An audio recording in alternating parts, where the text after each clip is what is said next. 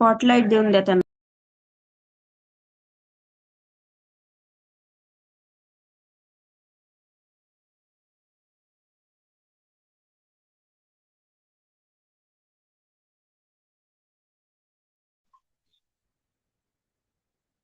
सगळ्यांना शुभ संध्याकाळ. आजच्या सनातन विज्ञान कार्यक्रमात सगळ्यांचं स्वागत आहे. आज आपण कालचाच टॉपिक कंटिन्यू करणार आहोत, जे की पंचभूत स्थलन याच्याबद्दल आपण बोलत होतो आणि त्याचं कंटिन्युएशन मध्ये आज आपण पुढे हे सत्र कंटिन्यू करत आहोत.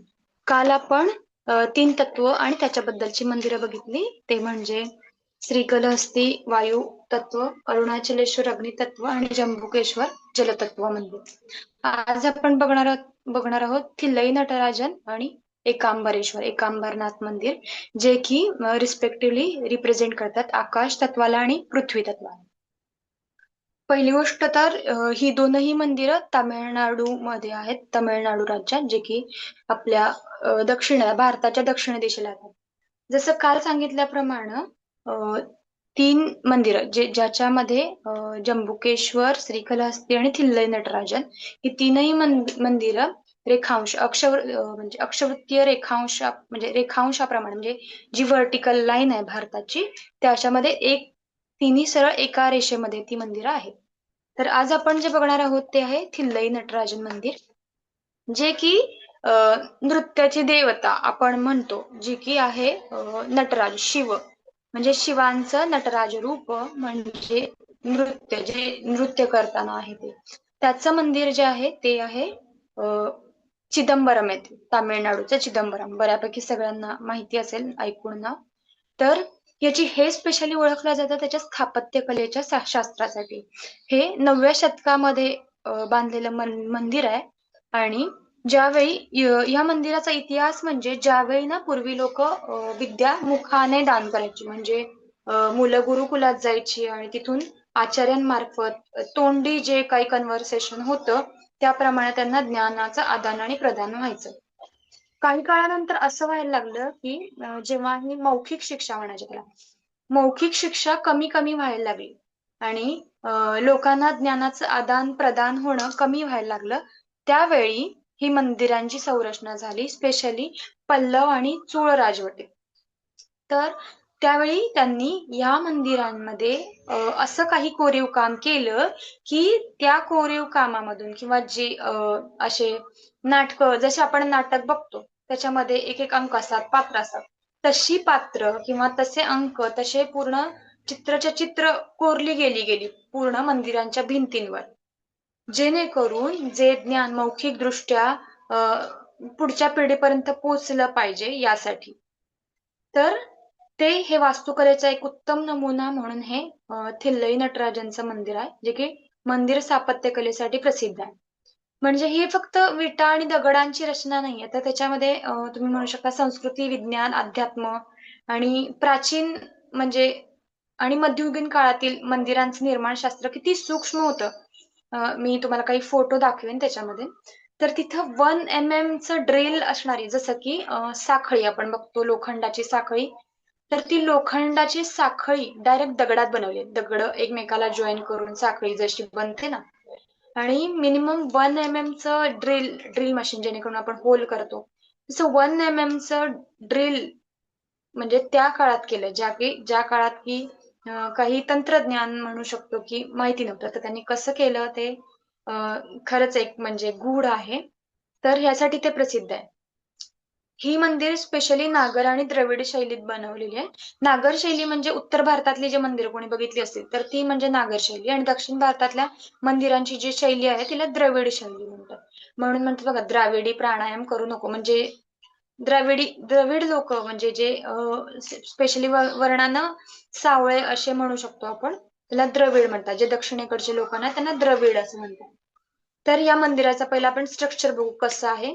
या मंदिराचं स्ट्रक्चर म्हणजे पूर्ण गर्भगृह, शिखर, मंडप आणि गोपुरम आणि मेन ध्वजस्तंभ. दक्षिणेतील सगळ्या मंदिरांची वैशिष्ट्य म्हणजे मंदिराच्या समोर तिथे एक उंच असा एक खांब असतो, त्याला ध्वजस्तंभ म्हणतात. मग हा ध्वजस्तंभ कशाचं प्रतीक असतो? हे आपलं जसं आपण आपल्या बॉडीचा मनका म्हणू शकतो, जी की आपली पूर्ण आपल्या शरीराचा तोल सांभाळतो. तसं तो स्तंभ म्हणजे विश्वाच्या अक्षाचं म्हणजे वर्ल्ड मेरिडियनचं रिप्रेझेंटेशन करतो. जसं की आपण म्हणतो आपल्या शरीराची हरा लाईन, ऐकलं असेल वर्ड मॅडमने सांगितलं, हरा लाईन जी की आपल्याला पृथ्वीशी जोडण्यासाठी मदत करते. बघा आपण पूर्ण उभे असतो, जेव्हा आपले पाय जमिनीवर असतात तेव्हा ती हरा लाईन आणि आपल्या पृथ्वीचं कनेक्शन होण्यासाठी ती हरा लाईन. तसंच तो ध्वज स्तंभ असतो, तो विश्वाच्या अक्षाचा म्हणजे वर्ल्ड मेरिडियनचं रिप्रेझेंटेशन करतो.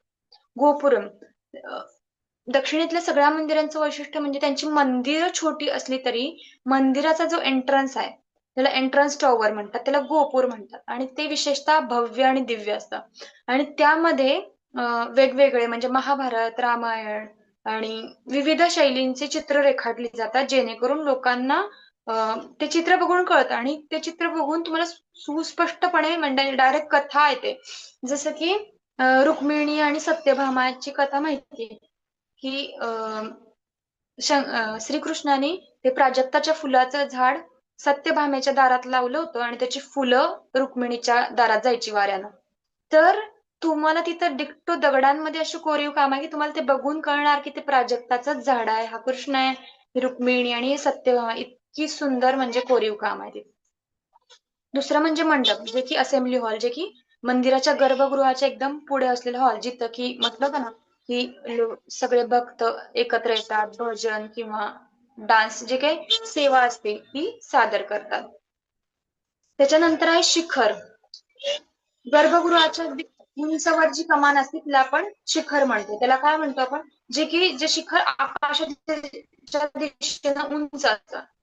हे कशासाठी असतं, तर तिथून ते एक सकारात्मक ऊर्जेचं केंद्र म्हणतात. जसं की आपण पिरॅमिड घालतो आपल्या डोक्यावर, तर तो पिरॅमिड काय करतो, ते ऊर्जेचं केंद्र म्हणतो की ब्रह्मांडातून येणारी ऊर्जा ती ग्रास करून आपल्या शरीराला देतो. तसंच ते गर्भगृहाचं काम असतं, सॉरी ते शिखराचं काम असतं.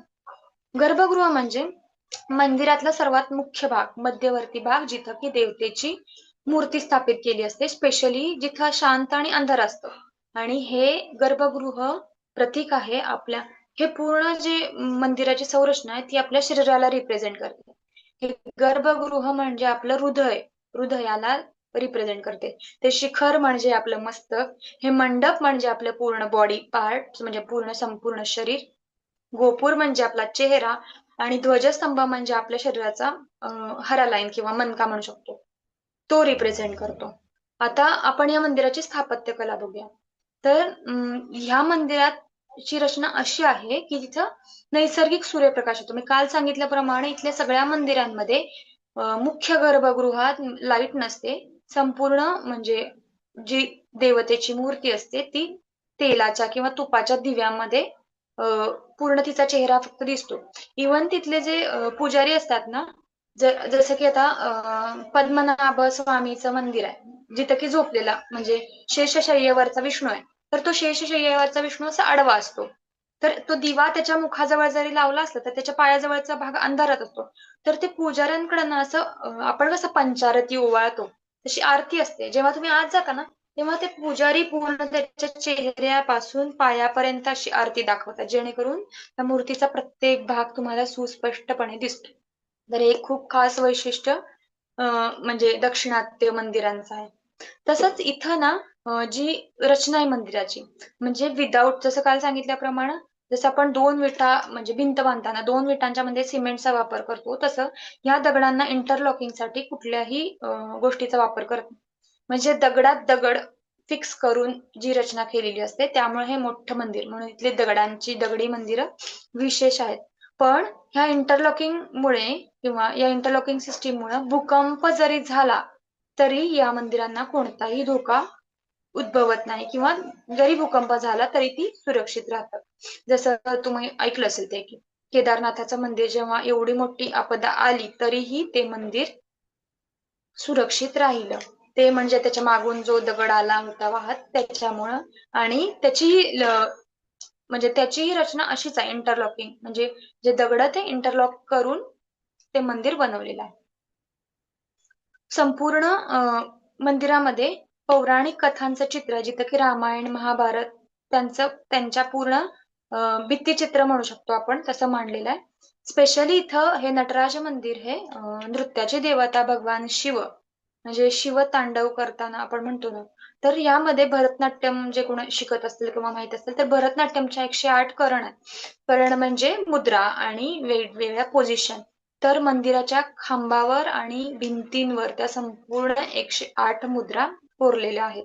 मुद्रा किंवा बसण्याची शैली असं म्हणू शकता. त्यानंतर याचं विशेष म्हणजे याचं एक विशेष म्हणजे ह्या मंदिराची म्हटली ना मानवी शरीराची त्याची वास्तुकला आहे म्हणा म्हणजे सिम्बॉलिझम आहे.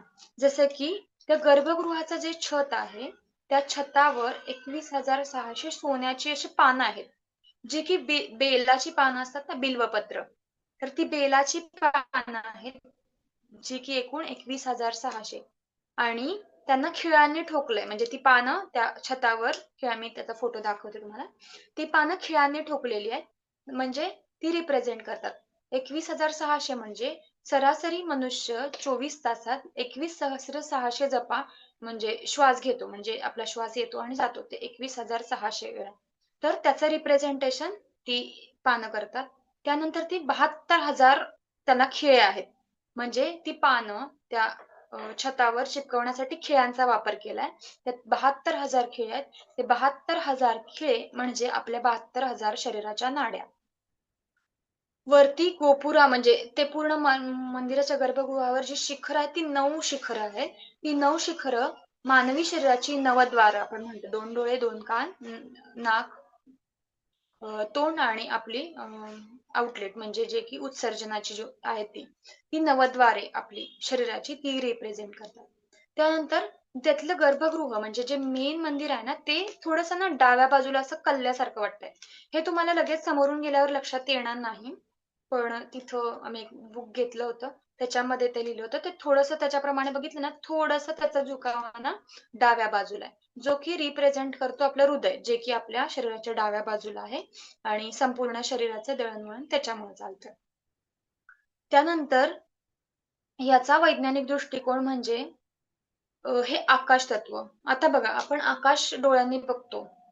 पण कुणी त्याला टच केलं का म्हणजे असं हम छू नहीं सकते उसको असं ना म्हणजे त्याला टच नाही करत. तर ह्या नटराज मंदिराचं आकाश तत्व म्हणजे त्या मंदिरात एक स्फटिक शिवलिंग आहे आणि तिथं ना एक पडदा लावलेला आहे. त्याच्या उजव्या म्हणजे आपल्या डाव्या बाजूला म्हणजे आपण समोर उभे आहेत तर आपल्या डाव्या बाजूला म्हणजे मंदिर अपोजिट डायरेक्शन उजव्या बाजूला ते एक पडदा लावलेला. आम्ही जेव्हा गेलो होतो तेव्हा ना बरोबर 5:30-6 वाजले असतील तर एकंदरीत आणि खूप गर्दी व्हायला चालू झाली. मग आम्हाला वाटलं की गर्दीत कशाला थांबायचं आपण निवांत बसू. तेव्हा एकाने सांगितलं की आत्ता आहे ना तो मंदिरातला तो पडदा पूर्ण वेळ बंद असतो आणि ते पडद्याच्या माग जे आहे ते तिथं म्हणजे ते रिप्रेझेंट करतं की शिवाचं आकाश तत्व. म्हणजे खूप गर्दी झाली. ते ठराविक टायमिंग बरोबर 6 वाजून म्हणजे माझ्या मते 6 मिनिटं असं काहीतरी होतं वरती घड्याळात आणि त्या ठोक्याला खूप काही क्षणांसाठी तो पडदा असा उघडला जातो. पण तो पडदा जेव्हा उघडला जातो ना अक्षरशः म्हणजे तिथं तेवढ्या एरियात म्हणजे त्या मंदिराच्या पूर्ण जिथं तो गर्भगृह आहे त्याच्या पूर्ण आवाज अक्षरशः माणसं उभं राहायला जागा नसते. म्हणजे अक्षरशः आम्ही एका पायाच्या टोकावर असं म्हणू शकतो ना तसं उभं. कारण सगळ्यांनाच ते आणि लिटरली ते पूर्ण रिकामी स्पेस आहे. पण जेव्हा तो पडदा उघडला तेव्हा असं काहीतरी वाटलं की तिथं कोणीतरी आहे किंवा एक ऊर्जा आहे. इव्हन तिथं फक्त अशी म्हणजे अशी माळेसारखं काहीतरी दिसलं. तर नंतर कळलं की ती सोन्याची म्हणजे बिल्वपत्रांची माळ आहे जी की असं शिवाला अर्पण केली आणि ते ठराविक वेळीच म्हणजे तो पडदा ठराविक वेळेस उघडला जातो आणि त्यावेळी आम्ही गेलो होतो तेव्हा 6 वाजता ती एक वेळ आहे त्यावेळी उघडला जातो. तर ते एकदम अमेझिंग होती तिथली ऊर्जा. तो पडदा उघडल्या आणि तो काही क्षणांसाठी म्हणजे ते आरती आणि नैवेद्य दाखवतात किती वेळासाठी असतो तेवढ्या वेळासाठी फक्त उघडलेला असतो. आणि इतकं असं येतं ना जसं की आपण एका गरमीत बसलोय खूप गरमी चालू आहे आणि एकदम असं हवेचा झोत कसा अंगावर येतो तेव्हा आपल्याला कसा थंडावा भेटतो सेम ते वालं फिलिंग होतं. पूर्ण आजूबाजूला इतका गोंगाट आणि प्रत्येक जण तिथला ना तमिळमध्ये काहीतरी म्हणजे कुठलं तरी स्तोत्र म्हणत असेल त्यांच्यातलं आणि त्याप्रमाणे आम्हाला येत होतं तर आम्ही शिवतांडव स्तोत्र आमचं आमचं म्हणत होतो. पण सगळे म्हणजे प्रत्येक जण काही ना काही असं म्हणत होता त्यांच्या त्यांच्या ह्याच्यात आणि तो पडदा उघडल्यावर ना एकदम अशी अचानक म्हणजे असं असतं ना, गोंगाट असतो, गोंगाट गोंगाट चालू आहे आणि अचानक एकदम सगळं शांत होऊन गेलं. तो एकच क्षण होता. परत तो पुन्हा पडदा बंद झाला आणि सगळे परत असा गोंगाट चालू झाला. पण तो पडदा उघडण्याचा तो क्षण म्हणजे ते आकाश तत्व तिथं मौजूद आहे किंवा उपस्थित आहे, त्याची जाणीव झाली. तर जसं उन्हाळ्यात म्हणजे खूप गरमीत तुम्हाला बसवलं आणि अचानक एक एसीचा असा झोत येतो. सेम तसं वाली फीलिंग होती ती. आणि एक ऊर्जा म्हणजे तिथं आहे ऊर्जा हे जाणवलं. जसं आपण म्हणतो तसं म्हणजे बघा या पृथ्वीच्या चराचरात म्हणजे सृष्टीच्या प्रत्येक चराचरात म्हणजे व्यापलेला आहे. तो परमात्मा, परमेश्वर आपण म्हणतो.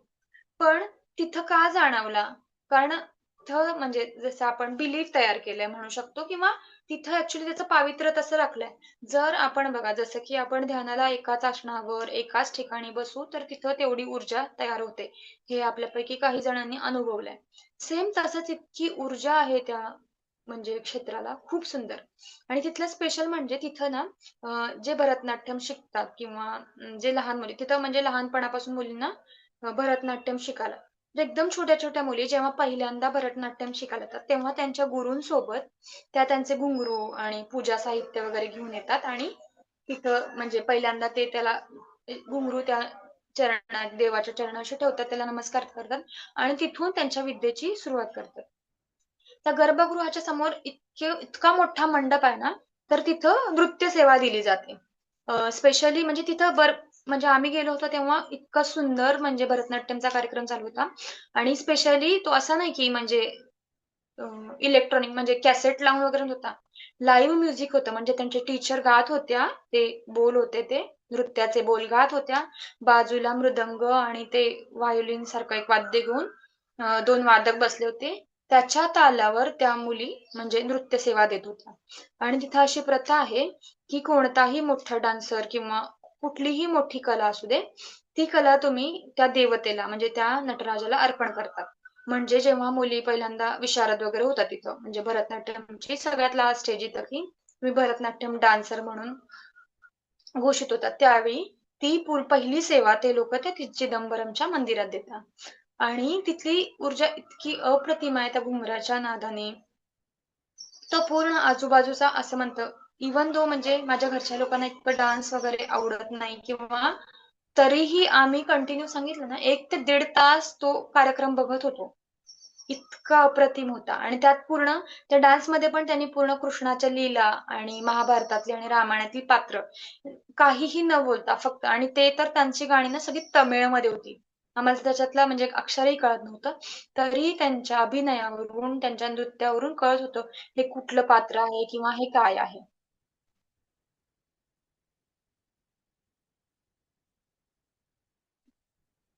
तर हे होतं थिल्लई नटराजन. तर त्याचाही फोटो दाखवेन तुम्हाला स्पेशली. त्याच्यानंतर अजून याचं महत्त्व म्हणजे हां, त्याच्या भिंतीवर 108 मग इथं ना एक नाट्याञ्जली महोत्सव म्हणून होतं, जिथं की महाशिवरात्रीला शेकडो म्हणजे त्या तामिळनाडूमधले शेकडो नर्तक म्हणजे डान्सर्स तिथं शिवाला आपली सेवा म्हणून अर्पण करणार. जसं आपण महाशिवरात्रीचा उपवास करतो ना, तसं तिथं लोकं पूर्ण म्हणजे दिवस-रात्र सेवा म्हणून नृत्य करायला येतात. ते म्हणजे आपलं म्हणजे सेवा म्हणून ते अर्पण करायला येतात आणि पूर्ण परिसरात तिथं डान्सचे प्रोग्राम चालू असतात. तर हे झालं नटराज मंदिराबद्दल जे की रिप्रेझेंट करतं आकाश तत्वाला. आता आपण बघणार आहोत एकांबरेश्वर मंदिर जे की पृथ्वी तत्वाला रिप्रेझेंट करतं. तर पृथ्वी तत्व किंवा फर्मनेस म्हणतो त्याला आपण. तर तो फर्मनेस या मंदिरात आल्यावर आपल्याला जाणवतो.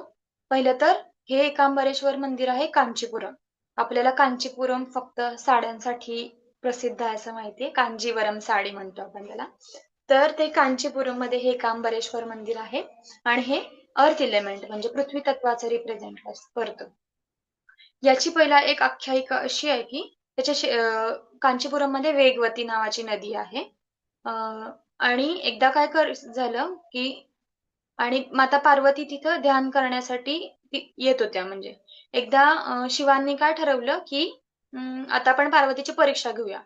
म्हणून ना त्या वेगवती नदीला इतका पूर आला की जे पार्वतींनी शिवलिंग बनवलं होतं, तर ते शिवलिंग वाहून जाऊ नये म्हणून पार्वतीने त्या शिवलिंगाला घट्ट मिठी मारली.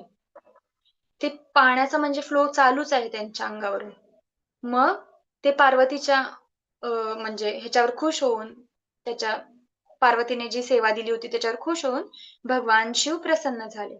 आणि ते लिंग होतं ते वाळूचं, कारण नदीच्या किनारी वाळू असते आणि त्यांनी वाळूचं लिंग बनवलं होतं.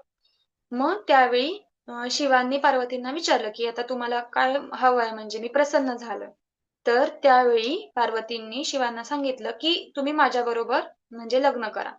आणि हे ठिकाण असं ओळखलं जातं, की इथे शिवांनी पार्वतीशी विवाह केला. तसंच इथं ना एक झाड आहे आंब्याचं. याचं नाव आहे एकांबरेश्वर. तर आंबेश्वर, आम्र म्हणजे आंबा. तर आंब्याचं एक झाड आहे त्या मंदिराच्या प्रांगणात. तर ते झाड 3,500 वर्षापेक्षा जुनं झाड आहे. आणि या झाडाला ना 4 प्रकारचे आंबे येतात. म्हणजे एकाच झाडाला 4 वेगवेगळे स्वाद असणारे आंबे येतात. जसं की आपल्याला माहितीये एका झाडाला जर आपण केशरचं झाड लावतो तर केशरच येतं. तर वेगवेगळ्या 4 चवींचे आंबे येतात. तर इथल्या बॉटॅनिकल डिपार्टमेंटनं म्हणजे वनस्पतीशास्त्र विभागानं त्या झाडाचं कलम म्हणजे नेऊन म्हणजे त्या झाडाला म्हणजे जुनं झाड आहे. त्यामुळं त्याचं कलम नेऊन त्यांच्या ह्याच्यात त्याचं प्रिझर्वेशन करून वापस त्याला इथं म्हणजे त्याचं प्रतिष्ठापना केल्यासारखं केलं. तर खरोखरच म्हणजे त्यांचं ते बॉटॅनिकल गार्डन आहे. तिथं म्हणजे त्या झाडाची आम्ही गेलो होतो तेव्हा तर फळं वगैरे काही नव्हती. पण ती खरोखर चाखायची असेल तर त्यांचं बॉटॅनिकल गार्डन आहे. तिथं त्यांनी त्याचं कलम लावलेलं आहे आणि त्याला खरोखर 4 वेगवेगळ्या प्रकारच्या स्वादाचे आंबे येतात. आणि हे 4 वेगवेगळे स्वाद म्हणजे ते 4 आंबे काय रिप्रेझेंट करतात तर 4 वेदांचं रिप्रेझेंटेशन करतात. ऋग्वेद, यजुर्वेद, सामवेद आणि अथर्ववेद. तर लिटरली ते अमेझिंग झाड आहे. आणि म्हणजे या मंदिरांमधून आपल्याला वनस्पतीशास्त्र म्हणजे त्या काळाचं 3,500 वर्षापूर्वीचं वनस्पतीशास्त्र किती गूढ होतं याचं एक उत्कृष्ट उदाहरण आपल्याला तिथं पाहायला मिळतं. त्यानंतर इथं पण याच्या मुख्य द्वारात मुख्य मंडपात आणि इथल्या सगळ्या मंदिरांची रचना अशी 5 लेयर्स मध्ये म्हणजे पहिल्यांदा गोपुर, नंतर मुख्य मंडप, नंतर गर्भगृह, मग शिखर अशीच आहे. आणि हे मंदिर सगळ्यात मोठं मंदिर असून 25 एकर कॅन यू इमॅजिन म्हणजे 25 एकरांमध्ये पसरलेलं आहे, इतकं मोठं आहे. याचं जे गोपुर आहे ते सर्वात उंच गोपुर आहे जे की 192 फूट उंचीचं आहे. म्हणजे 12 मजली गोपुर आहे हे. आणि त्याची जवळपास सगळ्या या मंदिराचं एक वैशिष्ट्य म्हणजे याचं गोपुर आहे ना कलरफुल नव्हतं. ते पूर्ण दगडातलं होतं. अदरवाईज बाकीची जी गोपुर आहे त्याला थोडं रंगकाम केलं होतं म्हणजे ज्या मूर्त्यांना वगैरे रंगकाम. पण हे स्टोन मधलं मंदिर आहे. तसंच हे सोलर अलाइनमेंट आहे या मंदिराची. सोलर अलाइनमेंट म्हणजे वर्षाच्या विशिष्ट दिवशी या मंदिरांमध्ये हे दिसतं म्हणजे सूर्यकिरण काय म्हणतो आपण त्याला किरणोत्सव जसं महालक्ष्मीचा कोल्हापुरात होतो की सूर्याची डायरेक्ट किरण मूर्तीचे चरण स्पर्श करतात, चेहऱ्याला स्पर्श करतात. तसंच या शिवलिंगावर म्हणजे ती डायरेक्ट मूर्ती म्हणजे सूर्याची किरण येतात अशी या मंदिराची संरचना आहे. तसंच हे लिंग वाळूचं असल्यामुळे त्याला पाण्याचा जलाभिषेक वगैरे काही करत नाहीत. तर तिथं प्रतिकात्मक असं हे ठेवलेलं आहे आणि त्याला जलाभिषेक करतात. अजून या मंदिराबद्दल म्हणजे याच्यात आहे ना एक खांब आहे. याच्यात पण या 1,000 पिलरचा हॉल आहे आणि या 1,000 पिलर हॉल मध्ये एक खांब आहे ज्या खांबावर 108 शिवलिंग कोरलेली आहेत वेगवेगळ्या प्रकारची. हे स्पेशल ऍक्च्युली त्याचा फोटो मी काढला होता पण मग तो मला काही सापडला नाही. तर तो कलाकुसरीचा भाग नाहीये. तर त्या खांबामुळे काय होतं माहिती साऊंड रेझोनंट होतं आणि ऊर्जा नियंत्रित करण्यासाठी त्यांनी गणितीय म्हणजे जसं भौमितिक आकाराने वापरले जातात ना तसं करून एकाच खांबावर 108 शिवलिंग ड्रॉ केलेली आहेत. त्यानंतर याचं मेन उद्देश म्हणजे 192 फुटाचं गोपुर अजून ऍक्च्युली हे मंदिर बांधलं चोळ राजांनी. ऍक्च्युली त्या काळात म्हणजे चोळ राजवट होती आणि तिथली जी दक्षिणेतली सगळ्यात जास्त मंदिरांचं बांधकाम हे चोळ राजवंशाच्या काळात झालं. तिथून ते लोक म्हणजे ते व्यापारी होते आणि त्यांचा व्यापार थायलंड म्हणजे त्या काळात थायलंड, सिंगापूरला ते पाण्यातून प्रवास करायचे दक्षिणेतून. तर त्यामुळं त्यांच्याकडे भरपूर संपत्ती होती. तर त्या संपत्तीचा वापर तिथले राजे हे मंदिर वगैरे बांधण्यासाठी करायचे. आणि सगळ्यात जास्त तिथलं म्हणजे त्यांनी त्यांचा राजवटीतला पैसा या मंदिर बांधणीवर खर्च केला. आणि त्यानंतर चोळ राजवट संपुष्टात आल्यानंतर विजयनगरच्या कृष्णदेवराय राजांनी त्याचा पुन्हा म्हणजे त्या मंदिराचा सांभाळ केला.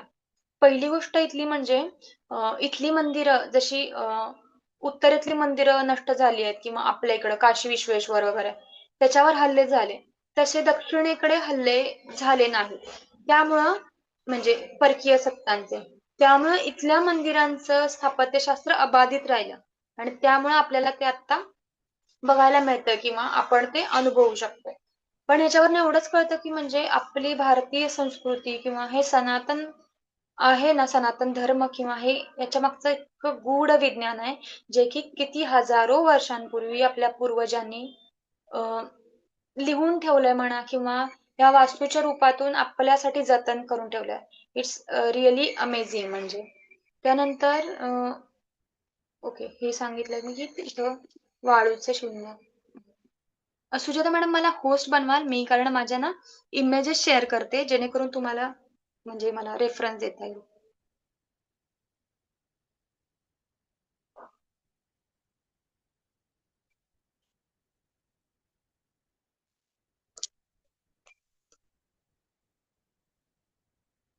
Sujata madam Sujata madam. हा मॅडम. मला होस्ट बनवा. ओके. हं.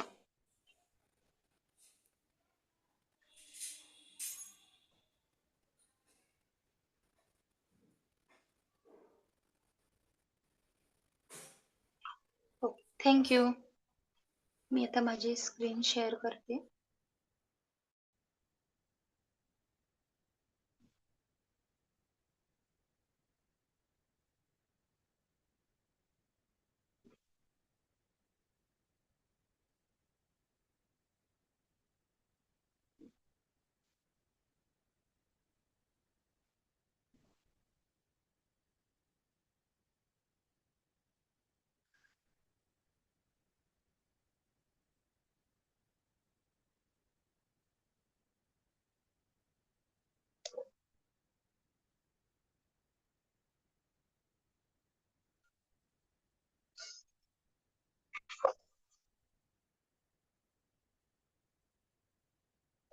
माझी स्क्रीन दिसते ना?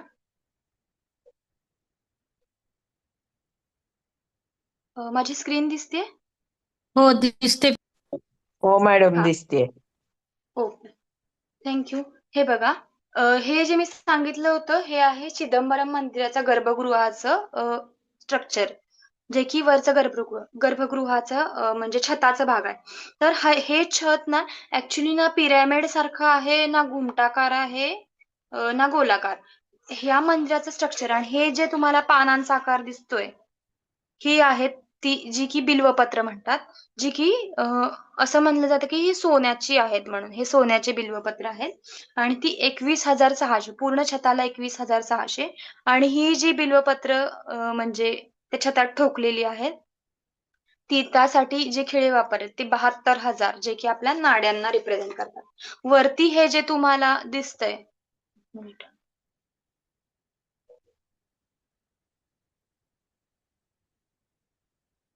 हे थोडंच ऑप्शन नाहीये वाटतं. एक मिनिट हं. हे जे दिसतंय हे मंदिराचं शिखर आहे आणि याला हे 9 जी शिखरं दिसतात काउंट केली तर ही 9 आहेत. ही आपल्या मानवी शरीराची नवद्वार रिप्रेझेंट करतात. दुसरं अजून एक सांगते.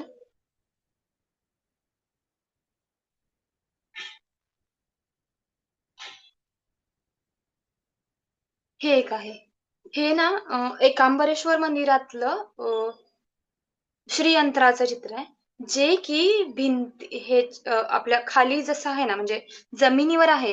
म्हणजे जिथं हे खाली जमिनीवर आहे तसंच वरती छतावर पण आहे अपोजिट साईडला. म्हणजे असं पण मान वर केली तर सेम छतावर पण हे श्रीयंत्र दिसतं. हे श्रीयंत्र आहे. हा आहे 1000 खांबाचा मंडप. हे असे 1000 खांबाचा मंडप आहे आणि हे जो पॅसेज संपूर्ण मंदिरामध्ये म्हणजे कसं आहे 5 भाग. मी तुम्हाला इथे दाखवते 1 मिनिट. हम्म.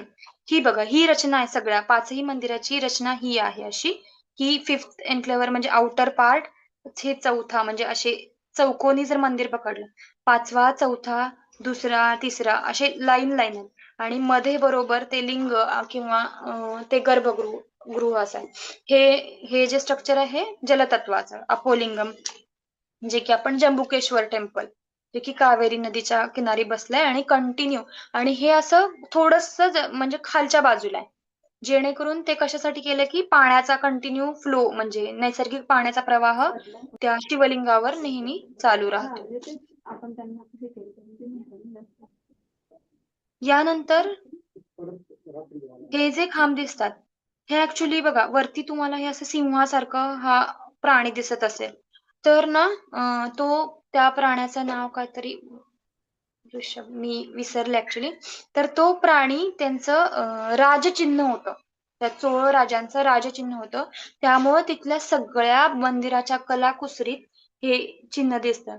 म्हणजे हे ऍक्च्युली बघा हे धड तुम्हाला कुठल्या प्राण्याचं चित्र दिसेल म्हणजे तो धड नरसिंह पण वाटत नाही. म्हणजे त्याचं डिफरंट म्हणजे 2-4 प्राणी एकत्र करून त्याचं स्ट्रक्चर बनवले आणि ते त्या राजवटीचं राजचिन्ह. आता हा पिलर बघताय तुम्ही. असे संपूर्ण मंदिरात खांब आहेत आणि अशी संरचना आहे. याच्यामध्ये कुठलीच इंटरलॉकिंग म्हणजे चुना, सिमेंट असं काहीच वापरलेलं नाही. संपूर्ण दगड एकमेकात हे इथून तुम्हाला झूम केल्यावर थोडं दिसेल. हे बघा हे दगड आहेत ना एकमेकांमध्ये लॉक केलेत. म्हणजे ओरिजिनल दगड त्याला तासून वगैरे त्याला लॉक केले. त्याच्यानंतर इथं तुम्हाला हे कडी सारखं दिसतंय हे. तर हे कडी ही म्हणजे जशी आपली साखळी असते ना तशा दगडाची चेन सारखं आकार त्यांनी दिला. म्हणजे खूप बारीक कोरीव कामासाठी ही मंदिर म्हणजे जस्ट ज्यांना की देवदर्शनामध्ये पण खूप सारे फॉरेनर इकडे व्हिजिट करतात याच्या स्पेशली सिव्हिल स्ट्रक्चर अभ्यासण्यासाठी. त्याच्यानंतर अजून एक फोटो आहे हे दाखवला. हे आहे अरुणाचलेश्वर मंदिर जे की बघा ह्याला 4 द्वार आहेत. पूर्व, पश्चिम, दक्षिण, उत्तर द्वार आहे. सगळ्यात मोठं हे दक्षिण द्वार आहे. याच्या आतमध्ये बघा हे गोपूर इथं राहिलं आणि मंदिर इथं एकदम मेन आहे. मेन याला आहे आणि याचं पण स्ट्रक्चर याचं जसं स्ट्रक्चर आहे ना तसंच तुम्ही बघू शकता. बघा 5 असे हे असतात. 1 मिनिट.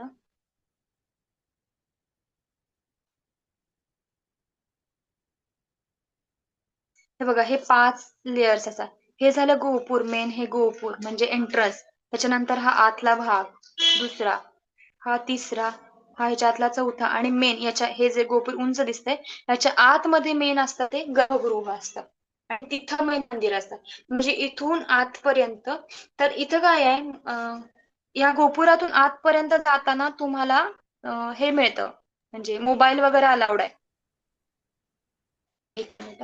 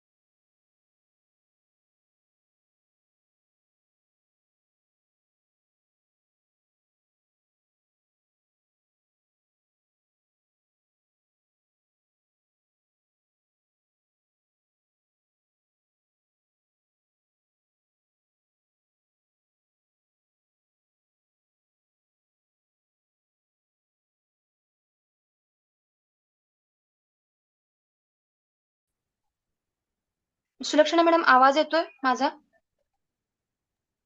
हो आता येतोय तुमचा. हा येतोय मॅडम. ओके, मध्ये काहीतरी झालं होतं ना अचानक, मला कळलं नाही काय झालं ते. मी स्क्रीन शेअर करून. हो हो हो, ठीक आहे. सगळ्यांना दिसली ते मंदिर, दिसले सगळ्यांना व्यवस्थित? मॅडम ते बिल्वपत्राचं पुन्हा दाखवा ना जरा. हो, बिल्वपत्राचं. एक मिनिट. हो हो, मी 1 मिनिट परत दाखवते.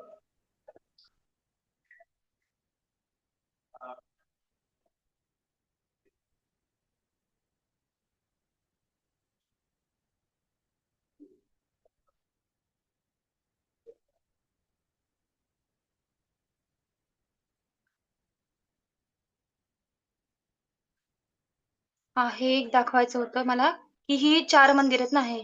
एकांबरेश्वर, चिदंबरम आणि श्री कालेश्वरम, म्हणजे हे श्रीकालहस्ती. ही 3 पंचस्थलाची मंदिरं. हे केदारनाथ मंदिर आणि हे रामेश्वरम. ही 5 मंदिरं हे पृथ्वीचा जो अक्ष आहे, जो नूतन मॅडम सांगितला होता, त्याच्यावर आहे ती. आता मी तुम्हाला ते सुवर्ण मंदिराचं दाखवते. हं, हे हे एक आहे. हे छत आहे बघा. हे धड पिरॅमिड सारखंही नाहीये आणि घुमटाकार पण नाही. हे असं छत आहे. आणि ही अशी सुवर्ण बिल्वपत्र आहेत. ही छोटी छोटी पानं दिसतात ना अशी. ही हो सुवर्ण बिल्वपत्र आहे. आणि त्याला खिळ्याने ठोकल्यात. 72,000 खिळे वापरलेत, जे की रिप्रेझेंट करतात आपल्या शरीरातल्या 72,000 नाड्या. मॅडम, हा, अंजू मॅडम, आतला फोटो काढला का गर्भगृहाचा? नाही नाही मॅडम, तिथला फोटो नाही. हा पण मी फोटो इंटरनेटवरनं घेतलाय. आम्हाला त्यावेळी मोबाईल नव्हता अलाउड.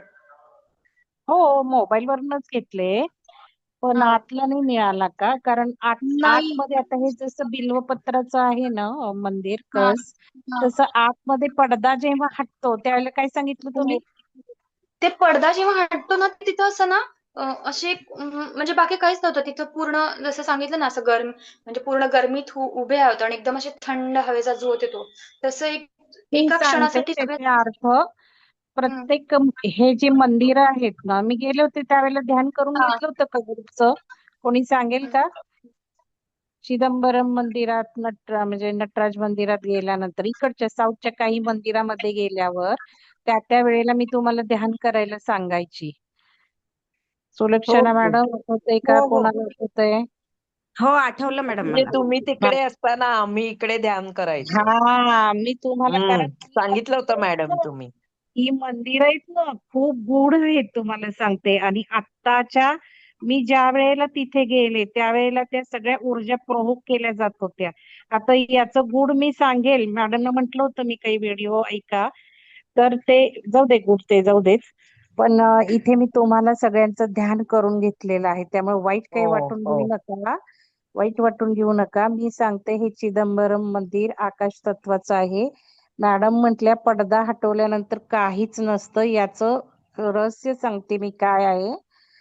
हा पडदा जो आहे, बाहेरचा भाग आपण समजा मंदिरात बघतोय असं बघा, तर बाहेरचा भाग आपल्याला दिसतो. सगळं अंधार अंधार अंधारच आहे, काही दिसतच नाही. आणि मग तो पडदा हटवतो, म्हणजे प्रत्येक वेळेला तो हटवला जातो असं काही नाही. आतले जे गुरुजी ज्यावेळेला पडदा हटवतात तरी सुद्धा आतमध्ये काय दिसतं?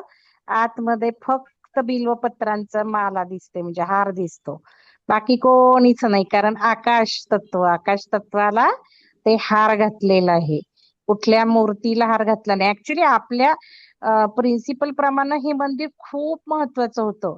आणि कित्येक वर्ष मला या मंदिराकडे अट्रॅक्ट केलं जात होतं, की चिदंबरम मंदिराला मी केव्हा जाणार. पण तो त्याच वेळेला योग आला ज्या वेळेला या ऊर्जांचं सगळं प्रस्थापित केल्या जात होत्या. आत्ताची मला सिच्युएशन माहिती नाही. आता असं म्हणतात की सगळ्या मंदिरातल्या ऊर्जा काढून टाकल्या गेलेल्या आहेत, कारण आता आपलं सगळं परिवर्तन होतंय. आणि मंदिराच्या ऊर्जाच ह्या सगळ्या बदलाला कारणीभूत होत आहेत, बदल घडवत आहेत. आपल्याला माहितीये काय काय बदल घडत आहेत ते. तर साऊथकडची मंदिरं ही जास्त, कारण कन्याकुमारी आणि साऊथ हा दरवाजा आहे काही विशिष्ट ऊर्जेंचा. हे पण मी सांगितलं होतं. ताजमहल तो पण एक विशिष्ट ऊर्जेंचा आहे. आणि जे काही मंडल झाली आहेत आकाशामध्ये, ग्रिड्स तयार झालेत, त्या ग्रिडचे हे महत्वाचे पॉइंट्स जागासाठी आहेत. ताजमहल आणि हा म्हणजे इकडचं साऊथचे एक दोन मंदिरं, कन्याकुमारी, चिदंबरम वगैरे. तर आता हे काय दाखवतं, पडद्याच्या बाहेर सगळा अंधार, म्हणजे मायाजालाचं प्रतीक आहे ते. आपण सगळे अंधारात असतो, मायाजालात असतो. म्हणजे हे सगळं अंधारमय आहे. आता आपण जे जीवन जगतो ते सगळं अंधारमय आहे. म्हणून तो अंधारमय मायाजालाचा पडदा हटवल्याशिवाय. माझं नेटवर्क गेलं काय? आवाज येतोय ना? येतोय येतोय मॅडम, हम्म. हो येतोय येतो. आवाज. येतोय. त्या अंधाराचा मायाजालाचा पडदा हटवल्याशिवाय आतमधलं आकाश तत्व दिसणार नाही. उजेड आहे आतमध्ये, जो बिल्वपत्राचा हार आहे तिथे उजेड आहे, म्हणजे बाहेर अंधार, पडदा हलवल्यावर उजेड, प्रकाश आणि आकाश तत्व. मग काय आहे उजेड? काय दाखवतो? तर चेतना, ज्ञान ह्याचं प्रतीक आहे ते. म्हणजे अंधकारमय मायाजाळाचा पडदा हटवल्याशिवाय आपल्याला आकाश तत्व, म्हणजेच आपण हे जे काही आता चाललंय असेन्शन असेन्शन हायर चेतना, ज्ञान, इथे प्रवेश होणारच नाही. खूप सुंदर आहेत या मंदिरांचे अर्थ. आणि बघा त्या काळात हे सगळं हे दाखवतायत. मंदिरांच्या बाहेर सगळी माहिती लिहिलेली असते. मॅडम तुम्ही काढलेत का फोटो त्याचे? हो अनुजा मॅडम? त्याचे काढलेत फोटो. हो हो हो काढलेत त्याचे हा, फोटो. मग पूर्ण सगळी त्याच्यावर लिहिलेलं माहिती. असेल ना हे बाहेरच्या हो फोटो. हो हो हे लिहिलेलं आहे त्याच्यावर. हा हा. तर आपलं थोडस काय करायचं, आपण जसं गुरु हे वाचलं, काय म्हणतात, गुरु ग्रंथ वाचला किंवा श्रीपाद श्रीवल्लभ ग्रंथ वाचला किंवा भगवद्गीता वाचली, तसेच हे मंदिरांचे सुद्धा खूप अर्थ आहेत. म्हणजे मोठे मोठे, म्हणजे मला त्यावेळेलाच खूप अभ्यासावी वाटायची ही मंदिरं. नाही नाही नाही, मला आता हे सगळा अभ्यास करायचंय. एवढे प्रचंड मंदिर, एवढा खर्च राजे का करायचे? बघा इथे सोन्याचं सगळं हे मडवलंय.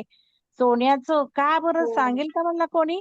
मी तुम्हाला त्यावेळेला पण विचारलं होतं, सोनं का, पिवळा रंग का? आता एनर्जी मॅडम वाहतो. म्हटलं की हा एनर्जी काय. एनर्जी ते येस मेटल. येस. आपण जसं म्हणतो गुरुतत्व कॉपर एनर्जी गुरुतत्व ऍक्टिव्ह खेचतो. होतं मॅडम. हो. गुरुग्रहाशी सोनं आणि गुरुतत्वच ऍक्टिव्ह होतं, त्यामुळे गुरूंचे सदा हे राहतात, त्यामुळे पिवळा रंग आणि हे असं खूप त्याचं महत्व आहे. तर गुरुतत्व म्हणजे काय? तर सोनं, आपण जसं कॉपर म्हणतो जास्त इलेक्ट्रिसिटी खेचतं, अल्युमिनियम कमी खेचतं, तसं सोनं खूप जास्त इलेक्ट्रिसिटी खेचतं. आता इलेक्ट्रिसिटी पॉवर म्हणजे काय? तर वरच्या ज्या डिव्हाइन ऊर्जा आहेत, दैवी ऊर्जा आहेत, त्या खेचल्या जातात या सोन्यातून. आणि ज्या वेळेला आपण जातो आतमध्ये त्यावेळेला आपल्याला मिळतात त्या ऊर्जा. म्हणूनच पिरामिडला पिवळा रंग मी दिलाय, लक्षात घ्या. गोल्डन त्याला जमला नव्हता ते आमच्या याला. परत आता आपण रंग देऊन घेतला, पण तो थोडे दिवस टिकला, परत आता फेंट झालाय. तर हे इतकं सुंदर, प्रत्येक गोष्टीचं जर बघितलं ना आपण, तत्व पूर्वजांनी आपल्या केवढं केलंय. आणि राजे एवढा पैसा घालवायचे, कारण हा पैसा घालवूनच राजे सुख समृद्धी आपल्या राज्यात हम्म. आणायचे. लक्षात हो घ्या. एवढी हो. मोठी मंदिरं उभारली, काही वेडेपणा नाहीये.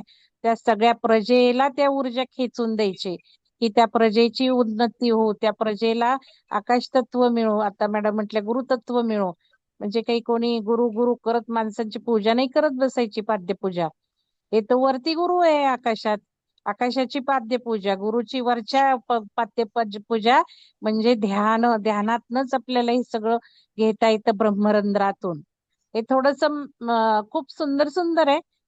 सॉरी मॅडम तुम्हाला ब्रेक केलं, पण मला राहवलंच नाही. बोला. नाही नाही लिटरली आम्ही मॅडम ते मंदिराच्या समोर आम्ही बसलो होतो ना, ते हा. पडदा बंद झाला त्याच्यानंतर सगळे गेले आणि तिथून असा थोडा चबुतरा उंचवट्याचा भाग आहे.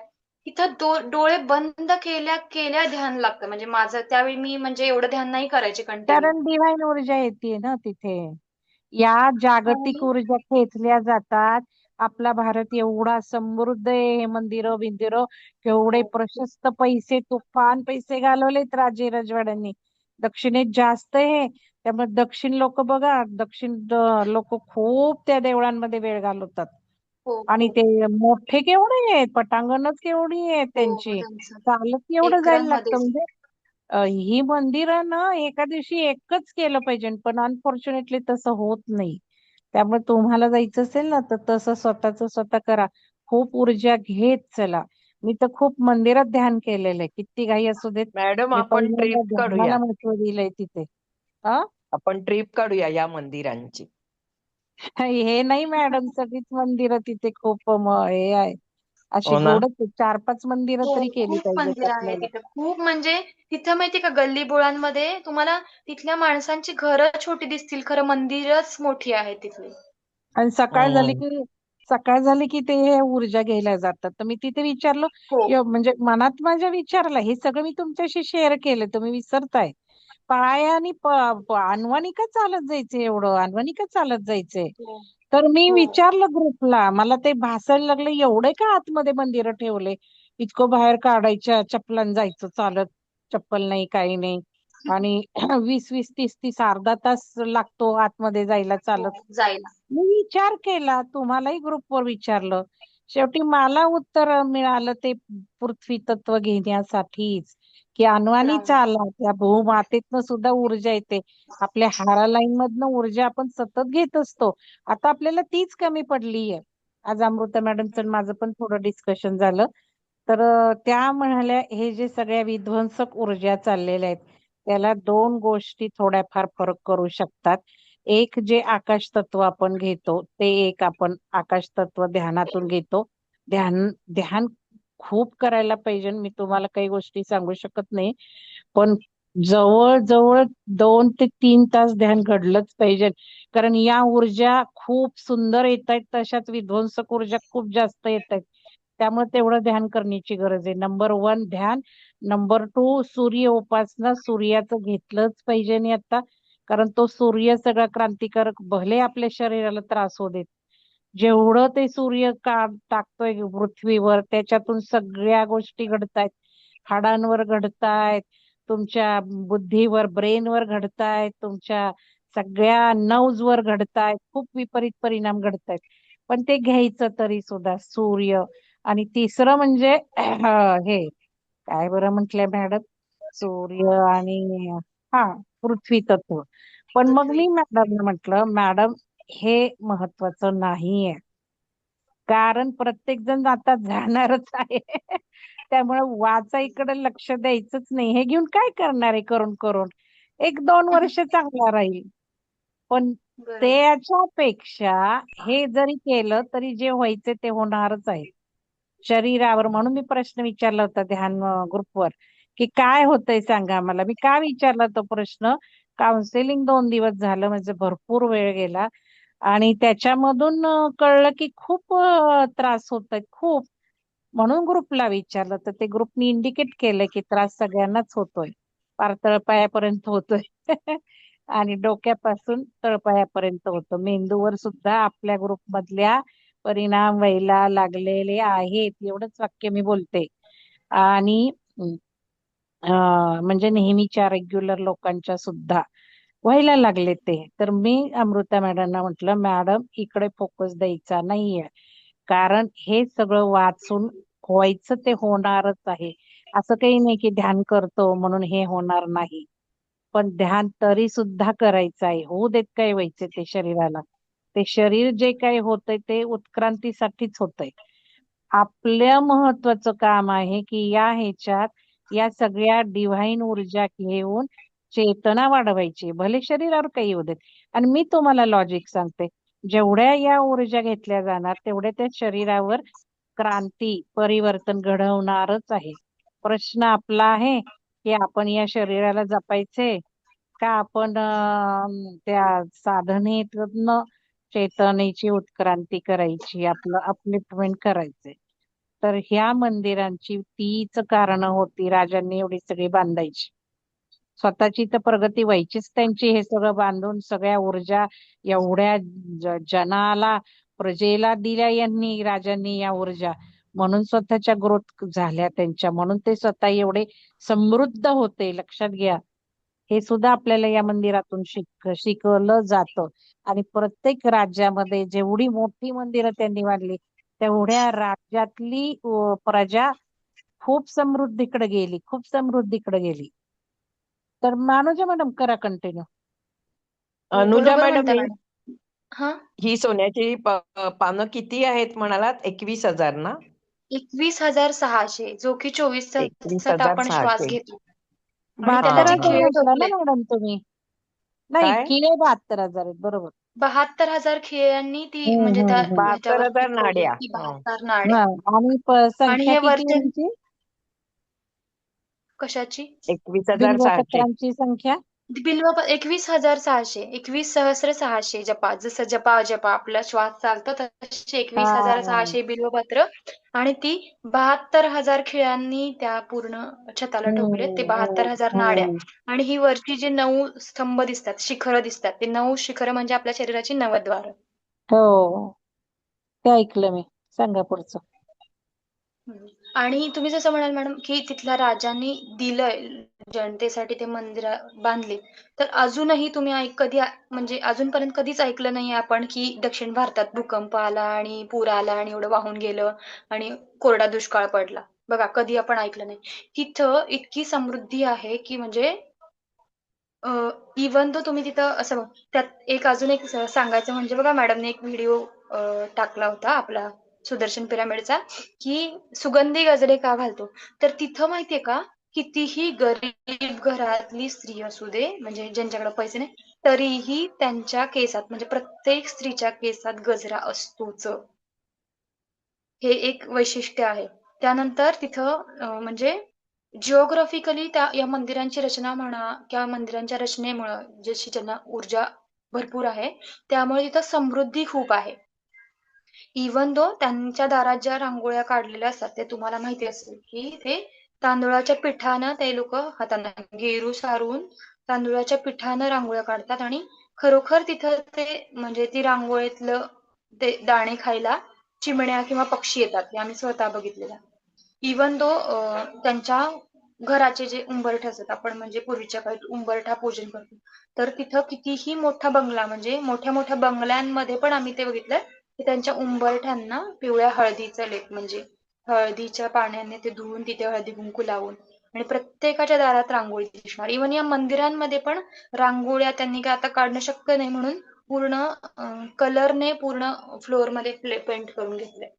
त्याच्या फ्लोअरला पूर्ण रांगोळी सारखं रांगोळ्या काढून ते फ्लोरल डिझाईन ना, त्याच्या कोलमच्या सगळ्या रांगोळ्या त्यांच्या पूर्ण मंदिरांच्या फ्लोरल डिझाईन. त्यानंतर हे एक दाखवायचं मॅडम राहिलं हे तर हे वास्तू एक काम म्हणजे मॅडम, एक तुम्ही बोलते. ती हे लाईन जी हा दाखवली आहे ना, अनुजा मॅडम, तुम्ही ती जी लाईन दाखवली ना हा हा भारताच्या नकाशाची, ते काय सांगितलं हो? मी नीट ऐकलं नाही. हा ते ही लाईन मॅग्नेटिक ना जी मॅग्नेटिक इक्वेटर मधनं जाते, ते सांगितलं का या हो हो मंदिराची? म्हणजे हा, सांगा हे हो परत जरा. सांगितलं. हा, हे हो, सांगा हे परत. काय आहे माहिती का, हे आहे ना, हे कालेश्वरम म्हणजे श्रीकालहस्ती, एकांबरेश्वर आणि चिदंबरम ही एका लाईन मध्ये, या 3 मंदिरांचा डिस्टन्स 330 किलोमीटर आहे. आणि पूर्वीच्या काळी जीपीएस वगैरे नव्हता, तरी त्याचा जो रेखांश आहे ना, तो आहे 79.14 असा, आणि जो की प्रत्येकाचा सेम आहे, फक्त त्यांचं हे डिस्टन्स डिफरंट आहे आणि टोटल बघा. डिस्टन्स 330 आहे. हा आणि हा जे की पहिल्या दिवशी हा. बघा, अक्षांश आणि रेखांश नूतन मॅडमनी सांगितलं होतं, पृथ्वी म्हणजे आपल्या भारताचा, हे त्याच्याशी बिलॉंग करत आहे. आणि केदारनाथ पूर्वीच्या पर्यंत. काळी आहे ना, हा केदारनाथ आणि खाली रामेश्वरम. हम्म. आणि त्यामुळे बघा, या पूर्ण इथल्या एरियात बघा, हा पूर्ण म्हणजे संपत्ती आहे या पूर्ण एरियामध्ये, कितीही काही असू दे. आणि इव्हन तिथे जास्त महागाई वगैरे पण नाही, खाण्यापिण्याची पण खूप साऱ्या गोष्टी स्वस्त मिळतात तिथे. तर इथं कधी असा कोरडा दुष्काळ किंवा ओला दुष्काळ म्हणजे मी तर ऐकलं नाही, आणि खूप मॅडम संपन्न लोक आता आहेत. जे सांगितलं एक इव्हन तो बोलते. वास्तू हा शास्त्रामध्ये जेव्हा आम्ही अभ्यास करतो तेव्हा साऊथचे हे एक तर ती कुबेर म्हणजे साऊथ आहे ना, ते ह्याचा मणी म्हणजे हम्म, जिथं करंट अकाउंट आपण म्हणतो, सेव्हिंग नाही करंट अकाउंट लाईक धिस, तर जिथं हम्म. गणपती तत्व हा असतं म्हणजे मनी प्लांट पण आपण बघा साऊथला, हे साऊथचे श्रीमंत का आहेत आणि त्यांची ऊर्जा, आणि सगळ्यात जास्त वास्तूचा जेव्हा आम्ही अभ्यास केला तेव्हा साऊथची ही रचना सगळं, म्हणून तर म्हणतात डिझास्टर येत नाहीत किंवा तिथले लोक सधन आहेत, छान आहेत. आणि व्हाईट कलर, पृथ्वी तत्व किंवा पक्ष्यांना हे रेमेडीज होतात, हम्म. म्हणजे हे त्यांना लाभलेलं एक हेच आहे, म्हणजे काय म्हणतो एक चांगलं. आणि तिथली मंदिरं इतकी स्वच्छ आहेत, नॉर्थची मंदिरं बघा आणि साऊथची बघा म्हणजे काशी घाण इकडचं हो बघा ना किती स्वच्छता आणि किती हे आहे, म्हणजे हे क्लीननेस सगळं वास्तू तथास्तू म्हणते. हे व्हायब्रेशन एवढे त्यांना सगळे छान मिळालेत ना, म्हणून हे श्रीमंत आहेत. कारण दक्षिण दिशा ही जरी यमाची असेल ना तरी ती हो कुबेराची सुद्धा आहे. कारण म्हणजे एंट्रन्स आपण हे करतो तेव्हा आपण उत्तरेकडे तोंड करून घरात जातो. असं आहे हे. म्हणजे खूप आम्ही वास्तू अभ्यास करताना साऊथला खूप म्हणजे मांडलेलं आहे. त्यामुळं छान सांगितलं, हे महत्व अगदी आहे. योग्य आहे. ते हुशार पण असतात पृथ्वीचा साऊथचे जो लोक. हो खूप हुशार पृथ्वीचा असतात. जो बुद्धिमान असतात साऊथचे लोक. पृथ्वीचा जो मॅग्नेटिक इक्वेटर, आपलं पृथ्वीचा जो मॅग्नेटिक इक्वेटर आहे ना, त्या मॅग्नेटिक इक्वेटरवर ही मंदिरं आहेत. आता हे काय पूर्वीच्या सगळ्या लोकांना पृथ्वीचा मॅग्नेटिक इक्वेटर कळला होता का? माहिती हो नटराजची मूर्ती बघितली, नटराजांची मूर्ती, त्याच्या पायाचा जो अंगठा आहे ना, अंगठा, हो हो तिथे हो एक तिथे एक जिओग्राफिकल सायंटिफिक केंद्रबिंदू आहे तो अंगठा म्हणजे. आणि त्या नटराजांच्या अंगठ्यामधनं भरपूर ऊर्जा दिली ऊर्जा जाते. बाहेर. हो तर हे जे मंदिर साऊथ साऊथ ऍक्च्युली देशाचं श्रीमंत आहे. साऊथ पैसा खेचणारी आहे. लक्ष्मी रोड बघा पुण्याचा, सगळ्या साऊथला म्हणजे देशाचं बघितली तर पूर्व पश्चिम वाहतो तो. म्हणजे तसे साऊथला ओपन करून दुकानं आहेत. पण सगळ्यांना ते काही साऊथ मॅडम म्हणतात वास्तुशास्त्राप्रमाणे सगळ्यांना काही ते श्रीमंती खेचता असं काही नाही आहे. ज्याचा आहे प्रारब्ध प्रोग्राम त्यालाच तो येणार, असं पण आहे. तर हे जे मॅडम आहे ना, आता सगळ्यांनी बघा, हे जे 12 ज्योतिर्लिंगापैकी त्यावेळेला मी हे पण म्हटलं होतं कोणाची किती झाली आहेत 12 ज्योतिर्लिंग. तर ह्या ज्योतिर्लिंगाचा अभ्यास अजूनही खूप करण्यासारखा आहे. कारण ही ज्योतिर्लिंग नुसती ज्योतिर्लिंग नसून पूर्ण वैश्विक ऊर्जा केंद्र आहेत. या पूर्ण वैश्विक ऊर्जा केंद्र पहिल्यांदा ज्यावेळेला मागचं युग परिवर्तन झालं आणि ही आता आपण बघतो ती पृथ्वी किंवा मनुष्य जात किंवा काय व्हॉटेवर निर्माण व्हायला लागलं, त्यावेळेपासूनच या पूर्ण ज्योतिर्लिंगांमार्फत प्रस्थापित म्हणजे नवीन युग प्रस्थापन करायचे आहेत, नवीन निर्मिती करायची आहे. ह्या सर्व ऊर्जा या मंदिरांनी आपल्याला दिलेल्या आहेत ज्योतिर्लिंगाने. आपण अभ्यास केला महाशिवरात्रीला, केवढं सायन्स आहे त्या पिंडीच्या ह्याच्यात. पिंड म्हणजे सुद्धा स्फोटक यंत्र आहे.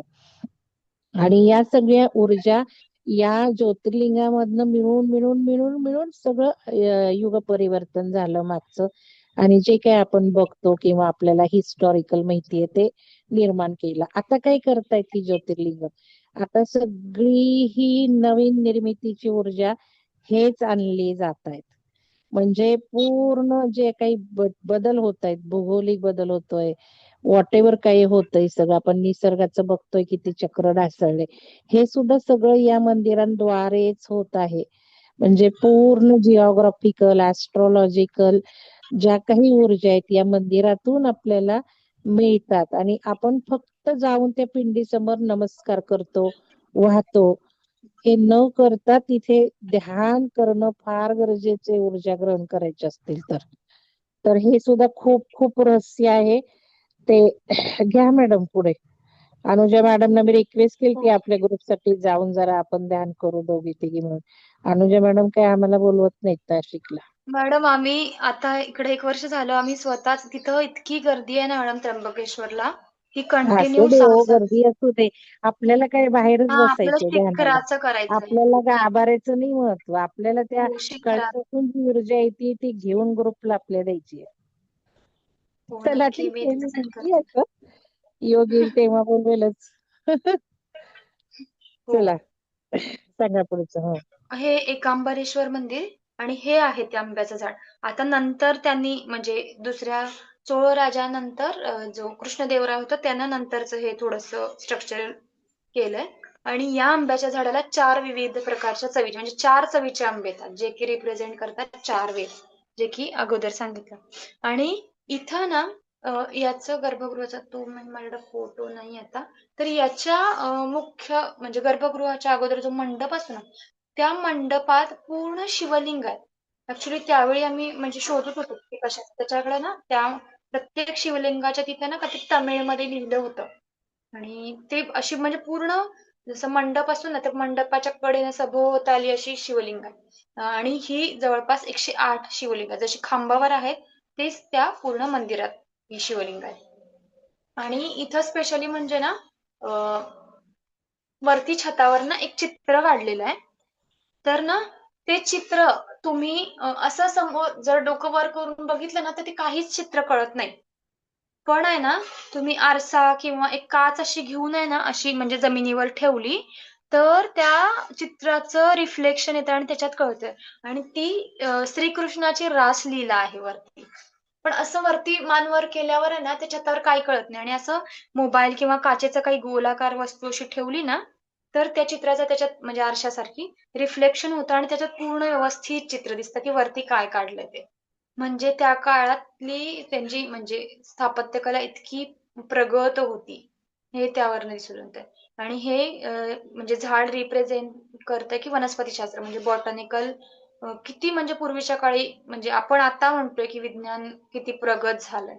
पण विज्ञान म्हणजे आपल्या धर्माचं किंवा सनातनामध्ये ऑलरेडी या सगळ्या पूर्वी सगळ्या गोष्टी होत्या. मधल्या काळात जसं बघा पहिल्या दिवशीच्या सेशनमध्ये तुम्ही ऐकलं, की जे काही आक्रमण झाली किंवा जी ऊर्जा आहे तिला नष्ट करण्याचा प्रयत्न झाला, त्यामध्ये हे सगळं म्हणजे विरून गेलं. अदरवाईज म्हणूनच याला सनातन म्हणतात, जे पूर्वीपासून आहे, राहणार आणि पुढेही राहील. आणि आता पुन्हा तशीच ऊर्जा आली आहे म्हणून बघा तुम्ही इंटरनेटवर म्हणजे बघत असाल, तुम्हाला हे सगळे त्याच्याशी रिलेटेडच व्हिडिओ दिसतील किंवा नवीनच काहीतरी चक्रांची माहिती मिळेल. सो आता पुन्हा आपल्याला एक संधी आली की आपल्याला आपल्याला चेतना चेतना जागृत करून अवेअर व्हायचं आहे. आणि इथून पुढे जसं मॅडम म्हटलं, की होणाऱ्या घटना होत राहणार. त्या घटना होत आहेत म्हणून आपण आपलं काम सोडायचं नाहीये. आणि जसं तो चिदंबरमचा, नटराजाचा तो पडदा बाजूला केल्यावर जे जे आपल्याला दिसतं किंवा जे आपण अनुभवतो, तेच आपल्या डोळ्यावरचा पडदा. मग तो शारीरिक पडदा असू दे आणि कोणताही असो दे. तो बाजूला करून फक्त आपल्या आतमध्ये बघायची गरज आहे आपल्याला. तर माझ्या मते आज हे पंचभूतांचे मंदिर झाले. उद्या मी प्रयत्न करेन की ज्योतिर्लिंगांबद्दलची माहिती सांगायची. 12 ज्योतिर्लिंग आणि त्यामागचं विज्ञान आणि पूजा साहित्याचं बऱ्यापैकी ऍक्च्युली मला असं वाटतंय, माझ्या मते सगळ्यांना देवळातले कासवाचं महत्व काय आहे ते माहिती. कासव का आहे? कारण कासव काय आहे, बघा जेव्हा गरज पडते ना, कासव पाण्यात पोहत असतं, त्याला वाटतं की आपल्यावर काहीतरी हल्ला होणार आहे, तेव्हा ते आपलं शरीर पूर्ण आकसून घेतं आणि सेफ राहतं. सेम आपणही आपल्या बाबतीत तसंच म्हणजे ते त्याचं प्रतीक आहे नम्रतेचं. इवन मंदिराचे दरवाजे छोटे का असतात? दरवेळी आपण आपल्या अहंकारात असतो. हे छोटं छोटं सायन्स आहे त्याच्या मागचं, की नेहमी नम्र राहण्यासाठी आपल्याला ते मंदिराचं गर्भगृहाचा दरवाजा शिकवतो, की ते नेहमी आपण नम्र राहिलं पाहिजे. तसंच जे आपण घंटानाद म्हणतो, त्या घंटानादामुळे जे ध्वनी तरंग निर्माण होतात आणि त्यातून आपल्याला जी जसं की ओंकाराच्या नादाने आपल्याला जी ऊर्जा मिळते, जी आपल्या बाजूला किंवा आपल्या शरीराला पण ती उपयोगी असते किंवा त्याचा आपल्याला फायदा होतो. तसंच त्या मंदिरातील घंटानाद म्हणा, तसंच कापूर किंवा दिवा प्रज्वलित करून आपल्या आजूबाजूच्या परिसरातील जंतूंना किंवा जसं की आपण धूप वगैरे त्याच्यानी आजूबाजूच्या परिसरातील आपल्या घरातील हवा शुद्ध करण्यासाठी काम. असं हे बऱ्यापैकी छोटं छोटं ते तुम्हाला माहित असेलच. आणि म्हणून मी तो टॉपिक न घेता ऍक्च्युली उद्या आपण 12 ज्योतिर्लिंग आहेत आपल्या, तर त्या 12 ज्योतिर्लिंगाबद्दल थोडंसं डिस्कशन करूया. आणि जसं त्याला थोडासा आपण डॉक्टरांच्या व्हिडिओचा संदर्भ घेऊन ते उद्या आपण चर्चा पुढे कंटिन्यू करूया. कोणाला काही शंका असेल तर तुम्ही विचारू शकता. आणि अनुता मॅडम तुम्ही खूप छान सांगितलं, विषय छान घेतलाय, खूप छान सांगितलंय. पण ग्रुपचा फ्लो जरा वेगळ्या डायरेक्शन कडे चाललाय, तो बदला जरा. सगळ्यांना मंदिराला ओके. भेट द्यावी वाटते, ते तुम्ही उद्या हा, बदलायला पहिली गोष्ट सांगितलं. मला हे सांगायचंय, म्हणजे तुम्ही वेड्यासारखं चाललंय इथे वेगळं, आणि मंदिराला भेट द्यायची आहे आणि सगुणात्मक ओढ लागलीये. नाही हे नाही तुम्ही जरा बदला, नाहीतर आपलं प्रयोजन वेगळं आहे वेगळं आणि आहे. वेगळे येत आहेत. महत्वाचं हा, आपलं हे प्रयोजन असं आहे. आपण हे का समजून घेतोय, तर पूर्वीचे लोक कशावर भर दिलाय यांनी एवढे मंदिर डिझाईन करताना, किती वेद बीज सांगतायत त्याच्यातून प्रतीक करतायत, ऊर्जा सगळ्या घेतायत. या सगळ्या ऊर्जांना जोडणं, माहिती करून घेणं. हे बघा ज्ञान, मी जसं आता सांगितलं चिदंबरम, पडदा हटवला की तो प्रकाश आहे, म्हणजे ज्ञानाचा, चेतनेचा तो प्रकाश आहे. आपल्याला ज्ञान घ्या ना, फोकस करा ना, हे जास्तीत जास्त ज्ञान मी घेईल आणि त्या ऊर्जांना कनेक्ट, भेट द्या तुम्ही, पण नुसती भेट द्यायच्या ओढीपेक्षा हे सगळं समजून घ्या आणि मग तिथे ग्रहण करायला जा. असं तुम्ही काही करा. तर ते मला आहे अपेक्षित. सगळ्यांनी एक चर्चा केली पाहिजे ग्रुपवर सुद्धा, की बाबा अजून आपल्याला या मंदिरांबद्दल काही शास्त्रीय कळतंय. हे चर्चा करून मग सगळं ग्रहण करून मग गेलो तर ठीक आहे. जसं आता मॅडम म्हटलं ट्रिप काढा, तर तुम्हाला सांगू का मी, आता जर आजूबाजूला बघितलं, रेकॉर्डिंग बंद करा मग बोलते स्पष्ट. रेकॉर्डिंग बंद करा सुजाता मॅडम, मग मी बोलते ओपनली.